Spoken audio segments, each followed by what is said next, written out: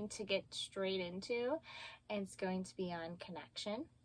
And connection is probably one of the biggest fears that people have, just because of the misunderstanding and also the dilemma that people have. I talk to people, I work with a lot of people, and a lot of people say that they don't hang out with people either on their days off, or they have a really difficult time with connection. I also saw a post, and this individual posted that she had to convince herself to do hobbies or have fun. And 7,000 people actually liked this post, which made me think that people are actually looking less for fun and more for relief. So relief is more of a state of being reassured with yourself. It's being in a state of such a distress that you have that period where you feel very secure with yourself. You feel a sense of like a weight has been lifted. So that tells me that most people feel like they still continue to carry a very large weight. So in order to have quote unquote fun, people have to be in a state of relief. So I wanted to bring up that connection is the number one human need, and there have been 2 studies that I can think of. One is called the Forbidden Experiment, and the other one is called the Genie or the Wild Child. Jeannie was found at 13 years old, living in Los Angeles. I believe that it was in the 1970s, and she could not walk or talk. This human being, or this girl, had been neglected and refused a physical contact. So she was not able to walk or speak.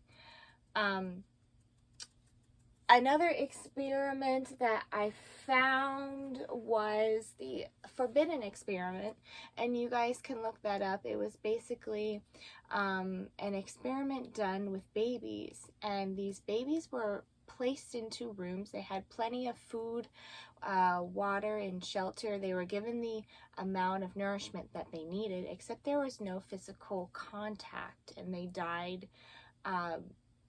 within not very long.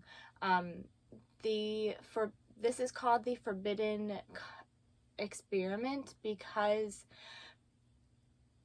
at any age, actually, no physical contact can cause or will cause psychosis and in a human being, which tells me that not any kind of connection is in fact very damaging to a human being. So because social media is such a big platform, and since we are not able to connect with one another, social media is kind of like a false way of connecting with other people.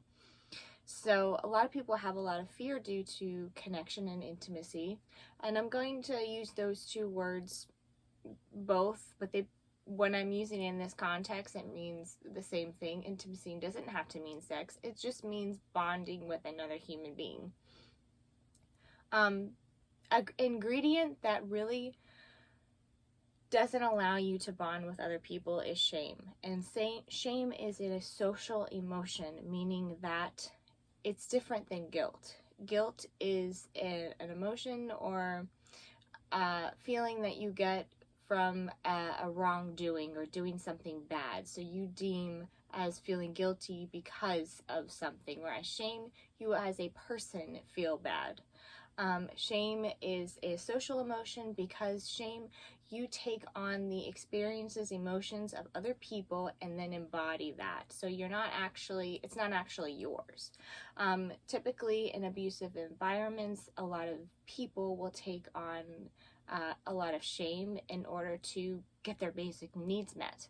I'm going to try to not use psychological terms, but enmeshment is basically a form of codependency. It basically means that you give up yourself, your needs, your wants, your desires, everything about yourself to fit into a family dynamic or fit into a relationship. So you give up yourself and you become or embody a conditioned self. So this creates a lot of codependent behaviors, and it also creates a lack of self. So, which brings me to my second point. Not only does shame not able for you to connect with other people, but it is also a lack of self. Now, there are two types of selves. There is the pure self or true self, and then there's the conditioned self. And that has a lot to do with how you want people to see you and how you think you'll be accepted. Conditioned self is usually having to do with a past unhealthy family dynamic. And mental health is actually a new thing. Very good mental health has not been really introduced, especially my generation. This is the first time the mental health has actually been, examined and treating people more as human beings, where back, when people were raising their children, even 20 years ago, mental health was something that wasn't really, people were more treated clinically or kind of treated more by the books, whereas now people are kind of gearing towards viewing people more as a human being. Also, I wanted to bring up that if you are a person that struggles with connection or bonding with people in general, obviously there's a lot of fear that's involved in there as well. So when people think of bonding with other people, what I think a lot of people forget is they think that intimacy and connection also involves sex, and that's not actually true. I think that we have not had enough experiences where we get to have connection with other people without sex. So to have connection with people and intimacy with people without that type of physical contact makes people feel a little bit almost like set up. So I think that you have to ask yourself why you want meaningful relationships or why you want meaningful connections, because to be a human being, it's not just language, it's to love and have relationships and to ultimately have a good relationship with yourself so that you can find peace. The other topic that I wanted to bring up with is not necessarily enmeshment, but also codependency is a really big codependent behaviors, or codependency is a coping mechanism. And I think that people think that if they need other people that it's like a codependent behavior, but that's actually not true. It depends on why you want to have that relationship with other people. If you feel that you don't have a good sense of self, or a person that doesn't have a strong sense of self, some things that you could do, a person that if you would like to evolve into a person that is really strong in themselves, is doing things by yourself, doing things just for you. Most people in today's age are codependent, including myself. I don't know a person that isn't codependent. If you seek validation from other people, if you have a hard time figuring out what you like, what you don't like, if you have a hard time even doing things for yourself and not just for other people, having the mentality of being the hero all the time, or what I like to call the white knight syndrome, caretaking, is consistently caretaking or having to be the caretaker, is a form of codependent behavior. Also, self-sacrificing is a codependent behavior. Always putting yourself in situations where you sacrifice yourself is a codependent behavior. And all of these traits are actually glamorized, and it causes people to be really unsure of themselves. So some things that I actually actively work on is doing things for myself, do emotional check-ins, such as how am I feeling today, and have I been feeling this way? If it's like a negative emotion, have I been feeling like this for a long time? Now, whether I decide to go along with making a change is totally up to me, but making sure that you have a choice in every situation.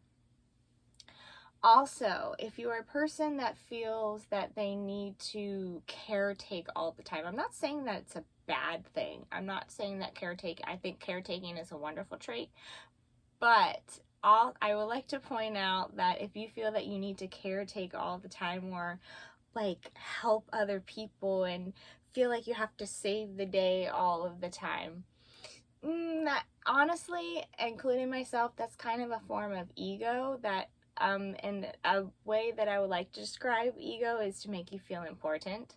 I'm not saying that ego is bad. If you didn't have an ego, you probably wouldn't have much motivation to do anything. But excessive caretaking or perfectionism is a form of codependency. So my question that I like to ask myself is, what is my motivation for doing blank? If it's fear, or to be looking like the hero, which is fear-based, then I have the option of kind of taking that into consideration and then asking myself if I would like to motivate myself to make decisions based on peace or wholeness. So usually what that looks like for me personally is taking time for myself, being around animals. Maybe it's doing my makeup. Maybe it's being outside in nature, working out. Those are things that kind of make me feel a sense of peace or wholeness, but this might be different for you. So, lack of connection.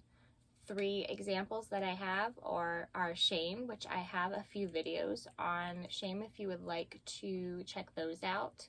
Lack of self, or what I like to call the enmeshment or enmeshment attachment styles, and also codependent behaviors. So I hope this video was helpful for you guys, and I really appreciate you watching.